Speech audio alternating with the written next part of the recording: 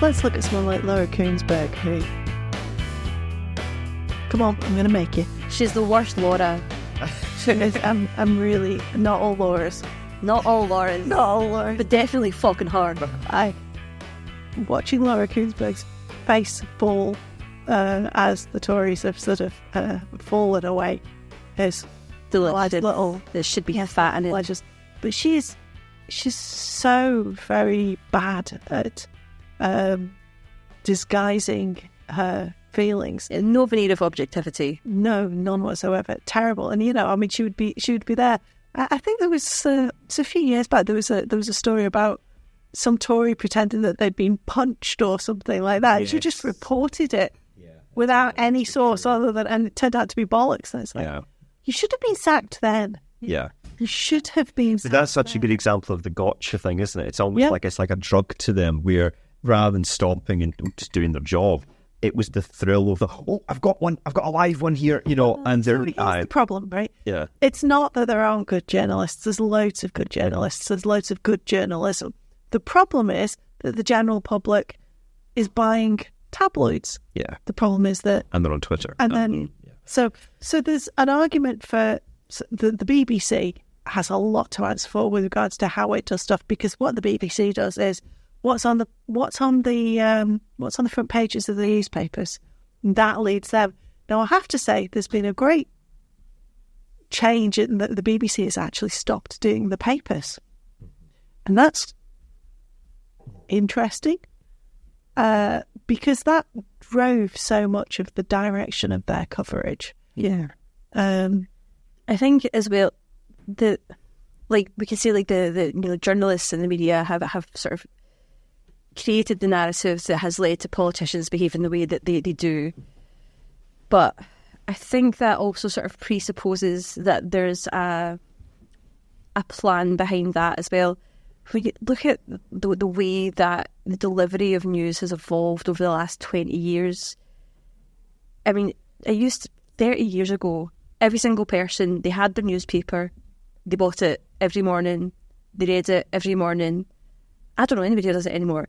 You get your phone, and whatever headline has been pushed to the top of your feed by the algorithm because it's already been the most clicked on, because it's the most outrageous, is the one that's presented to you first. Yes. And that's what they're chasing the click. Yeah. But as well, with the introduction of the 24-hour news cycle, that's changed the way they present news on television, because you've not just got 2 channels anymore. Yeah. You've got 2,000 channels. So you need to be the most eye-catching. So it has gone from, this institution of objective reporting and people really taking pride in their work as journalists. Those people still exist. The environment for them to thrive does not exist. Yes. It's changed. It's a different ball game, and that's nobody sat there and going, I'm going to do this. And the knock-on effect of that is going to be that politicians are all going to be a shower of bastards. But it's difficult to see that the Twitter sphere has sort of created this thing of politicians chasing their tails and not having a plan and being in survival mode, because I think it definitely predates. Yeah, it accelerated it. It's made it worse. I think 24-hour news definitely, I think, was the, we've got to make some content here because we're on TV all the time. I think it's certainly accelerated the descent into fascism. The Twitter, the constant, because we have we access news 80 times more per day now than we would have done in 30 years ago. We have so all these things are accelerated. But it's every wrinkle, for example, of the iPad debacle, because there's now 24 hours of news. It's like that would be something that, okay, we'll break that as a story, and then we'll probably won't hear anything about it for maybe about a month, and then there'll maybe something else. But because there's just so much content has to be generated now, there are piddly things that you might, as an editor, decide it's not really that big a story. Is there something more we could look into here? You're more selective, where it just feels like any little string they can tug on to just get some content and to twist it into something that can get clicks. So here's the thing, there are editorial choices being made to do that, and that's the issue. Yeah. There's lots and lots of other things that could be being discussed. I mean, So I'm a lover of podcasts, and the great thing about podcasts are punk media, right? Anybody, we're here making one now in your living room. Anybody can now generate that content, and the result of that is a proliferation of voices, and the result of that, there's quite a lot of people out of jail as a result of investigations into crimes that no mainstream media source would probably have ever investigated, but as a result of things, stuff gets investigated in a way it never would have. Yeah, shout out to Serial. Well, they didn't actually, but never mind. She did quite good work. What's her name? Sarah Conning. I'm interested where you're going with this, because I think one of the things that I also think that of all the media that I absorb, podcasts would be highest on the list. But I think they're also probably one of the hardest things to sell is the wrong word, because we're not charging you to listen to this. But with the world of TikTok and YouTube and shorts and scrolling around, it's so visual. It's like, you know. See, I hate that. Yeah, I don't like that. No, but we have to accept that we're not normal, because right, okay. So because I completely agree that this is the kind of content display that I loathe. But it seems like the regular person reacts to it like a baby with a car keys being jangled in front of it. They fucking love it. So the difficulty with what I like about podcasts is you actually have to listen. So you listen to one for the first time, you have to give it like a couple of minutes maybe before you can make a determination of yay, nay, how do I feel about this? Whereas in the Twitter sphere or on the YouTube or TikTok world, it's so quick. So what it means is that the content, they're bending the content into that environment, and I think that is the problem. Because I'm consuming the news basically in the way like it's 1942. I'm sat like a wee old man next to the radio. I watch Channel 4 News. Yeah. Generally speaking, when I get up, I have a quick look at Twitter. If I want live coverage of something, I usually find the Guardian's live feed is the best. But I find the Guardian really, really annoying in lots and lots of other ways. But their live feed is usually the best on ongoing coverage of something. Channel 4 News, Financial Times at the weekend. Mm-hmm. Everybody should read the Financial Times. It's the paper that's most expensive because you're actually paying for the journalism as opposed to the FTs. Because this ties into, I was given the example of Partygate versus the PPE scandal. Mm-hmm. Because what I would like would be a relatively long-form podcast discussing exactly what happened with the PPE procurement. Yeah, because it's actually really complex. Yeah. We could do it. I know. We can make it. Because the inquiry is ongoing. I think we're about to get to the procurement bit, so we may well do an episode describing all this. However, what journalists were saying to me on Twitter was, no, it's Partygate. Because I think that's through to people. They were saying that basically because these idiot Tories filmed themselves dancing around having all these parties, that it fit completely into that TikTok media world. But the point I keep coming back to is that it's not really that big a deal. You're not putting people in jail for this. This is a slap on the wrist situation. This is a bit of a non-story overall. I mean, I don't say everybody, but I mean, most of the country was doing a bit of a this is why COVID spread like fucking wildfire, because most of the country was probably behaving somewhat like that. They were cheating around a bit. I'm not saying anyone in this room was, but what I'm saying is a lot of people would have been doing meetups. I mean, everyone would have known somebody that was happening with. Whereas the PPE scandal was, and I think this is what will wash out from it, there might actually have been very deliberate, conscious criminality has occurred there at a much bigger scale, a much more punishable scale. But because it would have taken the journalists so much more effort to translate the detail of that into that media world of TikTok and Twitter, they just didn't fucking do it. And therefore, unless you can dig out a long-form podcast explainer on some of this stuff, like the one that you did with the post office scandal, just 45 minutes, here's what's fucking happened, that's that. But that is not appealing to the media system, and that, I think, is what's created the political problem we're now in, because the politicians are reacting to that new media system. Do you know what? Feeds itself. What I'll actually take is... I hope Toby Jones is available. It'll take a drama, because with stories this complex, the only way that you can actually get them across to people is usually through personalising them so that you can tell the narrative, because it's so obvious. I mean, with the PPE thing, I'm aware of a lot of it. The VIP lanes and fucking Grant Shapps' local pub fucking guy making something, doing something, people getting contracts. And It's mental. It's almost too strange to believe. And you can understand that in the event of something mental and unexpected happening, that a government is responding and they're on the tips of their toes trying to react as quickly as possible, that in those circumstances, yeah, maybe you know a guy who knows a person, right, that's fine, fucking do it, whatever. But that's not actually the case. There were plans in place, there was provision in place. They actually just ignored all of that. Yeah. There was a warehouse full of stuff, but because of David Cameron and George Osborne, it hadn't been maintained. I mean, we've talked about this before on the COVID podcast. It should not be complicated. That you need a certain amount of provision of stuff, and things like masks and bandages and protective outfits and whatever. You're going to need to buy a certain amount of those in a year. So when anybody places an order in the NHS, when this is one of the problems of the NHS, and this is a result, you can probably blame Tony Blair for this, that there's an element of privatisation already, that individual NHS trusts are buying for themselves rather than being a central procurement policy. So there ought to be the case that in the same way that there is for supermarkets, and we'll go back to the sort of the Brexit discussion that we had, Sainsbury's orders 1 million lettuces at a time, probably from somewhere. And at some point across the entirety of the UK, their stock holding of lettuces drops below whatever the natural fucking bottom level is. And an automatic order goes through to somebody in Holland that grows fucking lettuces to say, we need another 1 million lettuces.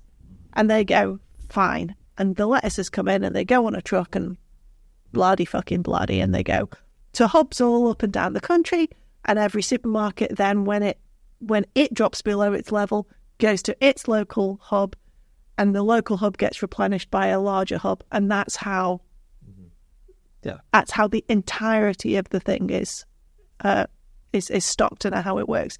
The same should be happening for the NHS, which is every bit as big as a supermarket chain, if not larger. Yeah. That a hospital requires masks. They drop below a minimum stock level. They automatically place an order. That order goes to a central hub. That central hub, when it drops below a certain level, automatically places an order. And that stuff is rotating. And that at any given time, there is a mass of stuff that is sufficient that if a pandemic happens tomorrow, we are good for 6 months. But everything goes in the back. And everything comes out through the front, and that there is a continual churn of all of this stuff so that it's new.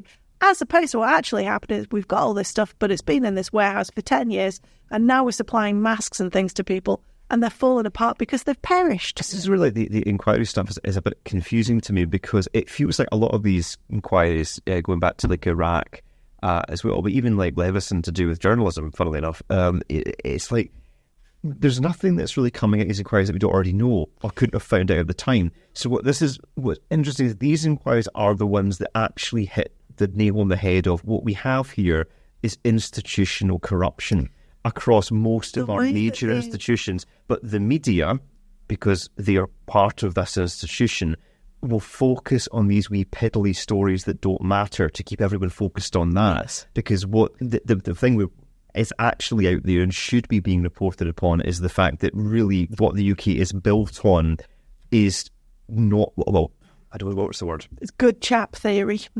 It's basically, rather than questioning monarchy and its history, questioning, Westminster, how it's set up, first past the post, what is government's relationship with the private sector, in relation to, say, PPE, even things like the post office scandal. The Iraq war inquiry, again, nothing, we already knew all this before it came out, but because the media hadn't really ran with it because they were scared to say, well, this actually may be a bit of a war crime. They didn't want to, even though they could easily have cited information that they had at their disposal to do that.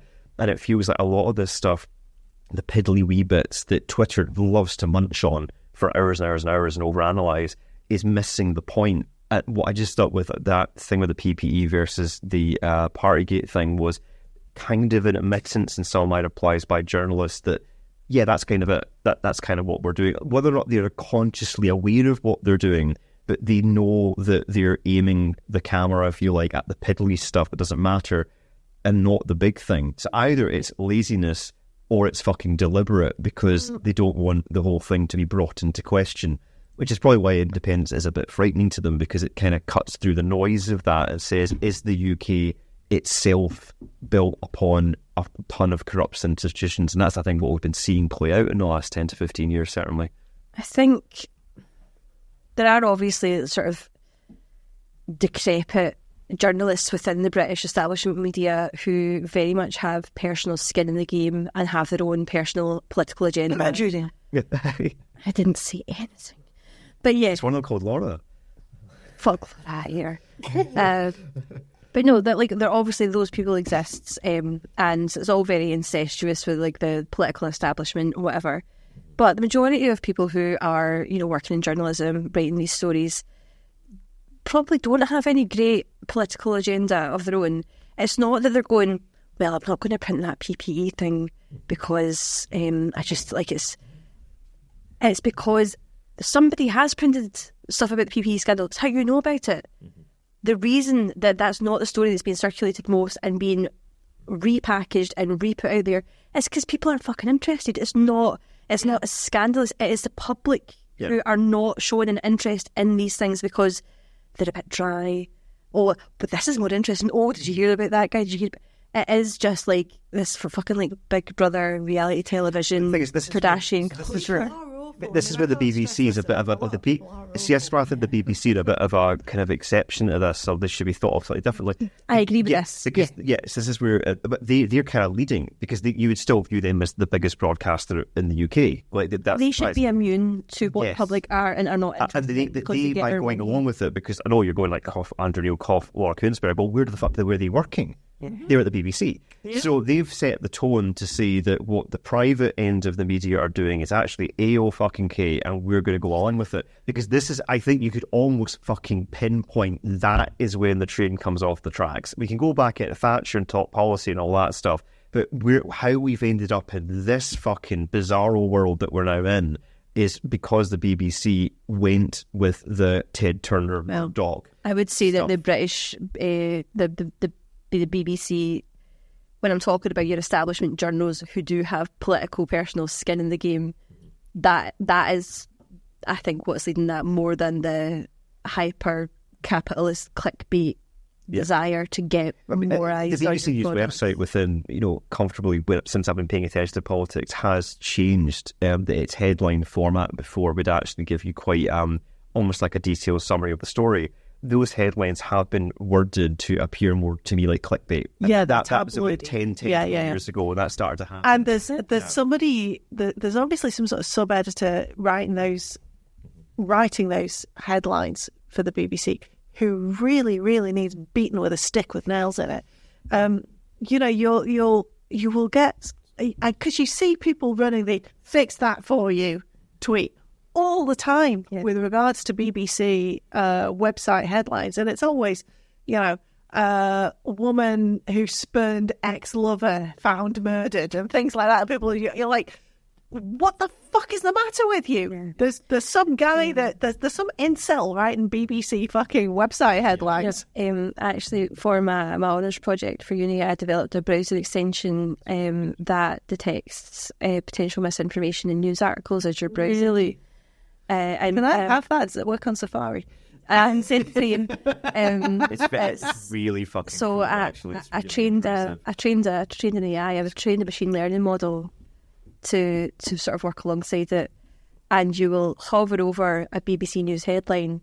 The recent one that I tested it on was something about the gravy train of like NHS managerial thing swaps now, and it was like, based on the language used in this article, this seems to come from have a real political bias, like use of the words like gravy train and that's hyperbole. Also, there are no sources cited in this article, so that's a real also flag for misinformation. Blah blah blah. And I was like, this machine learning model that I trained is actually shit hot. It's actually doing what it's just like at a glance before I even read it, what we're looking at, and it'll just summarise like, well, it's got this, and this, I could find no direct instance of misinformation. However, these are like the flags to look out for and the political bias to look out for. Because let's be honest about this, most people read the headline, the first paragraph, and the last paragraph. Mm-hmm. And it's not even just like my uncle, lovely guy, clever guy, and Anna Sarwar was in his work on the lead up to the election. And he's like, seems like a decent guy, and he's talking about, you know, the 40% of like NHS management, and that seems really high. And I was like, hang on. I was like, NHS management is not the problem. I was like, this is the line they're feeding you. And then I explained to him how it actually worked, where the NHS need more managers, not less. The NHS are having to pay consultants who earn mega bucks to be doing a dual job, to be managing and doing consulting. Yeah. When they should just be paying a manager to actually take on that role and do it properly, because the reason that the NHS is so inefficient is because they don't have decent management. So this is all bullshit. This is all just an angle. Anybody who works within the NHS will tell you that they're crying out for management. They don't have good management, and not dual jobs, not a nurse who's also managing a ward and then having to manage admin and manage stock and manage other. It's like, no, you need actual dedicated managers. That you will see people complaining about the fact that they have seen somebody who ought to be nursing having to do paperwork. And it's the same with the cops, for instance, that the amount of time that they end up spending doing admin. Social workers are the same, right? As opposed to, it's a classic. And I know someone who's a social worker who said that they were the best paid admin assistant in the country, because they used to have one admin assistant who would do all the shite paperwork. Yeah. Well, the social workers did social work, the thing that they're getting paid for. They get rid of them, cuts to public spending. So now the social workers have to hire more of them to do more of the work. All the work's falling behind. It's a danger to public health and child safety. And also, let's just be honest about this. Actually, being a good administrator is a talent. Yeah, it's a skill in itself. It's a skill in itself. That people who are perhaps... So to be a social worker, you probably need a very high emotional... You need a high EQ. Whereas to be a good administrator, you probably need a lesser EQ and more of an IQ. And so to try and make the person with the high EQ and the lower, perhaps, IQ do the IQ stuff and vice versa, when they're on... They need to be out talking to people and then able to fucking sit in their car, talk into a dictaphone, and then hand it to somebody who will take that down and write up the notes. But this is somebody looking at a budget going, well, this is an easy cut. Not seeing that actually down the line, you're creating more of a deficit, because that's going to create such a vacuum, because you've got these people tied up doing admin work that somebody else would be doing. Yeah. So we're going to, instead of paying this admin worker an admin worker wage, we're going to have to hire an additional 2 social workers. And what's that? We don't have enough coming through because of the way that they're treated. Yeah. Nobody wants to do the job right away, so it's just... I think that, assuming I've read the conversation correctly, I mean, I think that's a major problem of government just being completely detached from what's happening on the ground. And one thing that is quite irritating, try not to make this too personal to my job, but passing laws with zero consultation. Yeah, of what it's going to cost. And and very much just going, right, you fucking deal with it. And that is across the board. And that is not me having a go at Westminster. That is across the board. That is all the devolved administrations will be suffering from this problem. If your only point of reference for leading anything really is you just turn up to Parliament and you do that, whether or not that's giving you a grounding where you can really be an effective cabinet minister, to me, if the person that's going to run the transport should theoretically have some kind of background working with trains or whatever, airplanes, the House of Lords is always it's always an easy target to throw stones at and splint to, and we should. But there is an argument to be made for a second house that has an unelected element, not fucking clergy and people with fucking Habsburg chins, right? But there is an argument to be made for the second house, which is the house that reviews legislation and then passes it back, to be made up of perhaps some portion of unelected but appointed experts in their field. So people who get to sort of the age of 60 and they're retiring from their, 60 odd, and they're retiring from their job, having done 40 years of something in a field, to then be appointed to the House of Lords for, say, 10 years to be reviewers of legislation in that field. That'd be a useful use of appointments. And there is an element of that goes on, and it doesn't get discussed because the House of Lords gets a lot of slagging, and, fairly so, because it's full of roasters. Yeah. But there is a place, in America, the appointments to the American equivalent of the cabinet, they're not elected representatives. They don't have to pick from senators and congressmen. They pick people who know what they're doing. Yeah, it's funny because to tie back to Mhairi Black again, that I think that Mhairi at Westminster, she fucking hated it. Brilliant, because all you've got to do really is do the speech bit. You're a protest person, so you're not a cabinet minister running anything. And I think that would be a strategy moving forward that the SNP, I think, should really switch to. The idea that your best talkers, put them down south, get them into the Westminster situation, get them on the media, doing all the rounds, getting the word out. But your kind of stuffy, boring people that actually know what they're doing, get them into Holyrood so they can do the governing bit. And I think that being a bit more strategic about placement, and really kind of just also doing a bit more vetting, just like when you're bringing people, okay, well, what have you done? What are you bringing to this? And I don't know now if the window of opportunity they would have had for about the last 10 years, where I think they would not have had the pick of the litter, but people would have seen, right, this is a winning train. I can attach myself to this. So they could have been a bit more picky about who they were inviting in. There was an element of, so vetting candidates is an enormous task.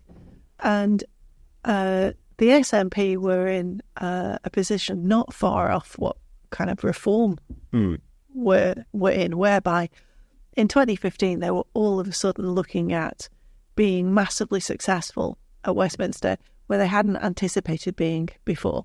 And so a lot of their candidates would have effectively have been paper candidates. Yeah, kind of rushed through, basically. Yeah, that's... and a lot of them were people who had come through as a result of the independence referendum and the campaign around that. Yeah. And they hadn't been terribly well vetted, and some of them, and Alan McGarry, were not all that they should have been. Yeah.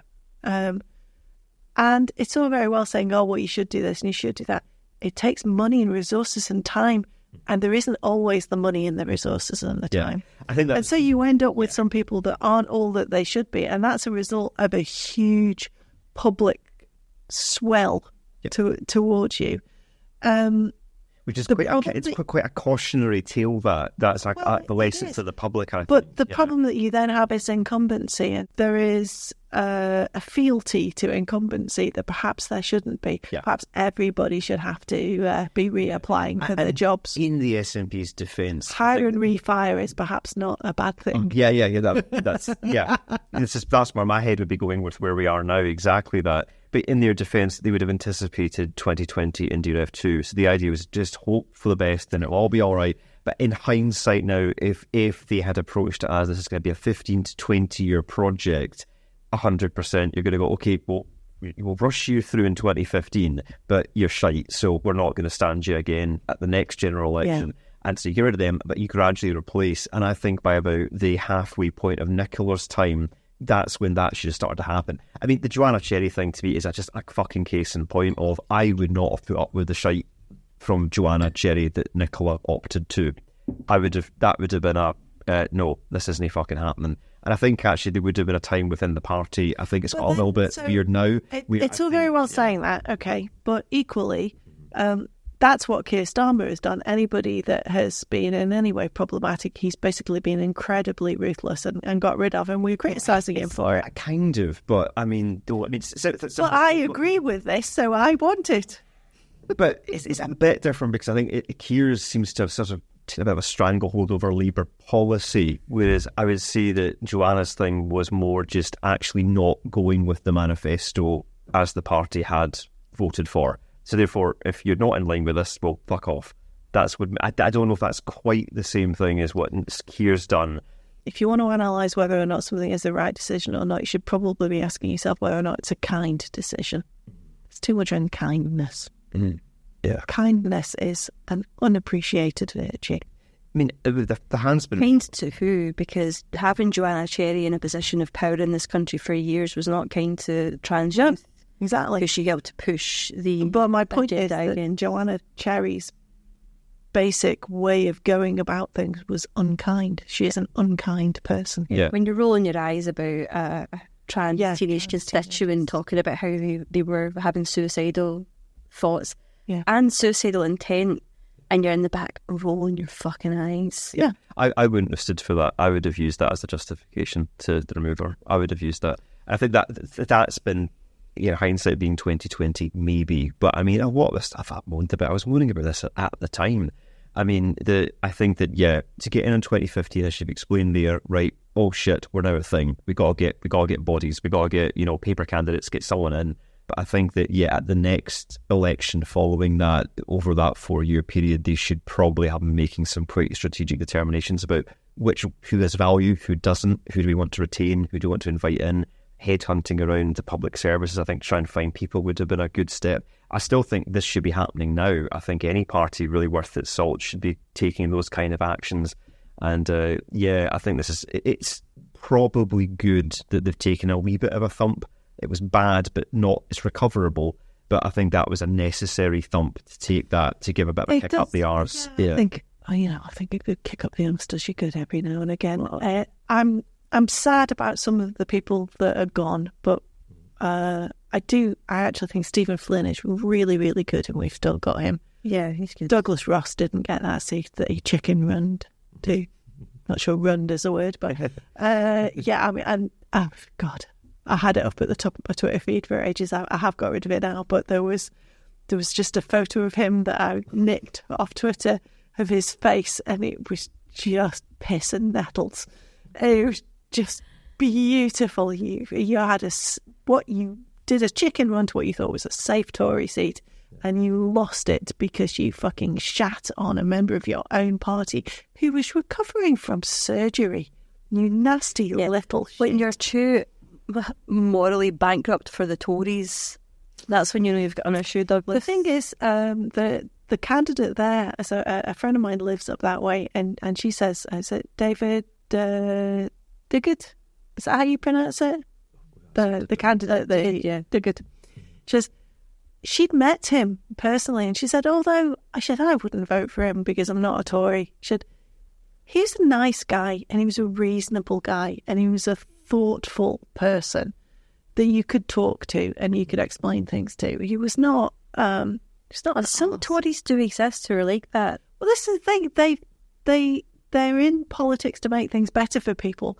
They've reached different conclusions to you about how to achieve that, but they're not bad people. They've just... I think that, that's maybe one of the things about coming to this era of sort of clowns that we've had running around, that I think you very accurately said on the election episode, going, I don't think that these contemporary Tories actually represent conservative values. No, and I think that's probably quite an important thing that we in the Yes movement, but in the wider media, should actually be saying.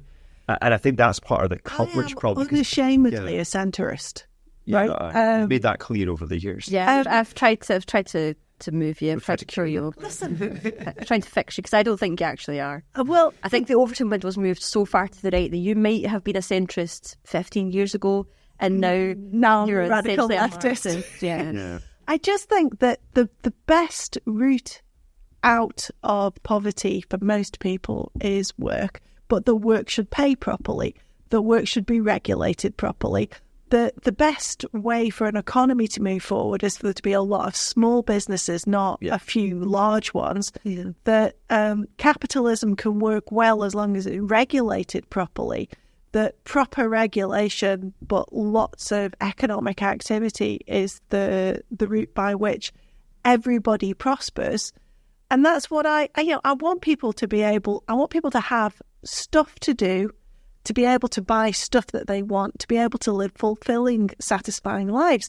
I don't want there to be one factory that makes all the bread. And I do know that there are, there are people that I encountered. See, this is the order window thing, because what you've described there to me, like that's quite left based on what the right wing now want to do, where it's just deregulate fucking everything and then it's be all done in fucking. There's now 5 companies running everything. Exactly. Yes. I'm incredibly socially liberal. I do not fucking care where you put your genitals and with whom, as long as they consent. I am not interested. I want to have to give a fuck about the trans stuff. You don't want to have long-winded conversations about toilets on social media for your entire fucking life. I don't care. The only reason that women's sports exist as separate from men's sports is because men are physically superior to women. That is a result of biology. That's the thing. A way to mitigate the biological advantages is to prevent male puberty in somebody who has identified as trans from a very young age by going on, like puberty blockers, and then preventing them from going through the distress of an incorrect puberty, and then going on to feminizing hormones. That mitigates the biological advantage. Agree completely. But the only reason that divide exists in the first place is because the physiological effects of puberty mean that men have a biological advantage in certain things. It's not so that women have this magical halo around them to keep men out of their spaces. No. The only single-sex, female-only space is your fucking house if you live with just women. There's no public space that currently exists that is a single-sex, female-only space. The Olympics, I love it when they do the coverage of things like the skateboarding. It's like the guys and the girls just play it together, and you're like, because there is no, exactly. That's what sports should be. There's no because it all comes down to shagging and men wanting to show off. That's why the sports all work the way they do. There's no need for instance, for there to be a male and a female darts world championship, is there? Exactly. Right? Yeah. But men can run faster. That's just a thing. So the only reason that those divisions exist is because of current biological. Yeah. And if you want to dream bigger, if you want to think bigger, we shouldn't just be talking about, we really have to have, women's sports and men's sports separately. We should be injecting every athlete with all the fucking steroids they can get. I'm not talking transgender, I'm talking transhumanism. Yeah, I'm talking let's fucking pump them up. Let's see something. Drugs and non-drugs. Yeah. That's the end game of it, though, because basically if you're not doing the sport like for the enjoyment of it, and it's just that, get on the fucking roids. I want to see what a human body can do. If all your thing is so boring, you just want to put a couple of seconds off your time, jump a few meters higher, whatever the fuck it is. Golf's like if they're all on fucking amphetamines. That's what I want. No story beyond that. Then just do all the drugs. Just do all the drugs. As opposed to beta blockers, which are probably all around. But my point is simply that the reason that division is there is because if it was all as one, then the women would never have won anything. So we created a lane in which the women were competing against other women so that we could see who the best woman was. But in some elements, that doesn't matter. Darts. We don't need a fucking single-sex space for darts, for instance. But I just love the way that it's just the way gender stuff. It's like how the important bit is not just like the quality of human life generally. No, we have to prioritise that who can jump the highest, who can run the fastest. The vast majority of us that are alive on this planet don't engage with existence in that way. A lot of the people that do are probably then going to have to retire from the sport and realise, fuck me, I wasted 30 years of my life pursuing this thing. I am someone who was very, very physically active, who does a lot of exercise. And not for that reason. But who was completely disinterested in sport. Exactly. I have no interest in competitive sport. I have a mate who is really, was doing Ironmans and stuff like that, was really, really into it, but who fucking hates doing the exercise. There was a total would have to fucking schedule all the training and this, that, and the other. I was like, why don't you do X?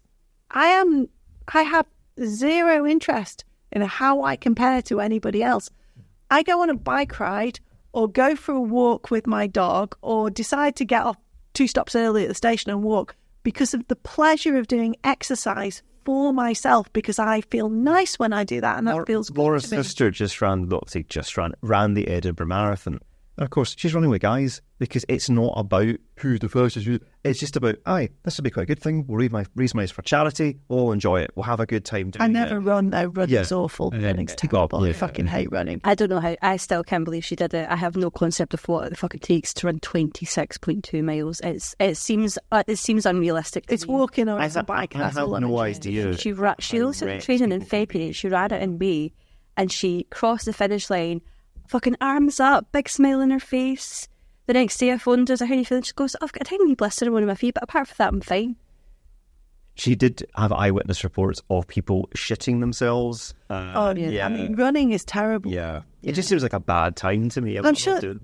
It's one of these things, like, I harbour this opinion that maybe nobody enjoys running and they're all lying. They're fucking it, yeah. I think you get to a point where, like, you must get to a point where the endorphins... Presumably, but I've never made a point where endorphins outweigh the pain of exercise. If I have to run for the bus, I get out of the bus and I'm a sweaty mess. But I think if I ever once in my life... every day with my dog without a fucking hassle. If I ever once in my life had a decent bra, I think maybe I would give running a go. But as it stands, it would be James. Yeah, I feel like I would be like wielding weapons of mass destruction if I was to run down the street without like strapped down. Yes, that's just quite accurate. I do like the way it's just like your whole thing is like, I don't like go to the gym. Why? Like big tits. It's like it's huge tits. Well, I go to the gym and I go swimming, but running. You have to be strategic about what you do, like because you go on the bike, and stuff. Go on the bike. Yeah, go on the bike. That's okay. I was actually talking about, because that's a segue onto cyclists, because I was thinking that, there is something about the psychology of someone buying all the Lycra, all the gear. Got all the gear, no idea. Yeah, but then they're riding alongside traffic, like in the street, and I'm like, what's going on there? And I think they're weirder, if we want to use that word, than anything the trans community could do. I would agree. I think we should get bikes out of cars, single vehicle spaces. That's what you're saying. Yeah. Get sport people away from me. We should have non-sport people spaces. COVID fucked my fitness. I was doing about 100 miles a week prior to COVID, and then you don't do the Lycra stuff. I don't do the Lycra. No, that's not. You're a normal cyclist. I'm a normal. That's these days. I just take my bike on the train, and then I cycle. On a normal day, I cycle about 4 miles. So, what do you think?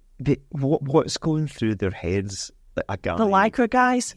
I think they want to show me their penis, and I think they want to do it in a way they won't be arrested. So again, get these sport people out of my non-sport space. I don't want to see that as a not sport person. Why should my child have to look at your Lycra penis? Your sport. So this is something weird. Do you remember the cycling competition that was in Glasgow last year? Yes. So I went to that by accident twice. Because I was trying to get elsewhere by accident once. Oh, I was trying to get elsewhere and then got trapped. You couldn't, yeah.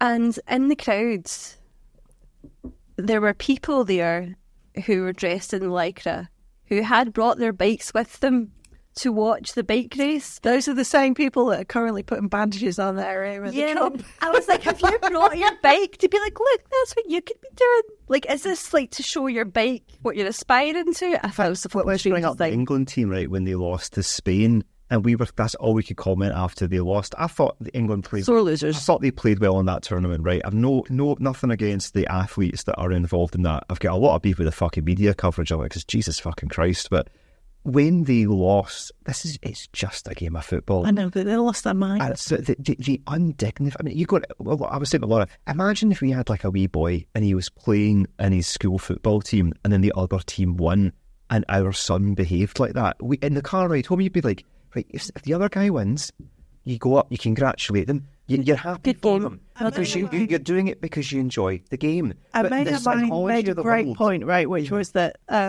The Scotland team don't deserve their fans, and the England fans don't deserve their team. Yeah, that's true. Because I said to Chris, I was like, well, they're not crying because they lost the game. They're crying because they're not allowed back in the country now.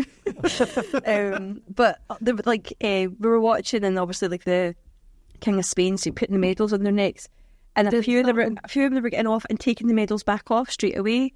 And Chris was like, that's shocking. I went, they did this at the last Euros when they lost as well. Yeah. I remember they did it at the last Euros, and I just thought that is so. Because I just think so many of these sports are just like laden with corruption and bullshit like that, and I'm just like, I think trans people are cooler. I think their rights matter more than that, like propping up these like Dumbo institutions. I mean, football, like FIFA's like massively corrupt. Like that's quite well known. That's like, you know. And it's all about money, it's all about business. And then at the end of the day, that's the reaction of the guys that are actually playing the sport. They fucking hate it. Like, you know, so why are we tying yourselves in knots discussing like male and female sports? When actually, I think some of that competition, right, the way that's set up is actually the problem. Whereas the trans thing is just like, I can't believe we're having to say trans people can't exist. Because how would football work? I think we should just have like a men's league, a women's league, and then like a cool person's league. Yeah, so like, where we just don't give a fuck about that. Everyone just a mixed league. Play ball, yeah. Well, let's be honest about this. The England team the female team's a lot better than them. Yeah, I know. It's just like the irony on it. Yeah.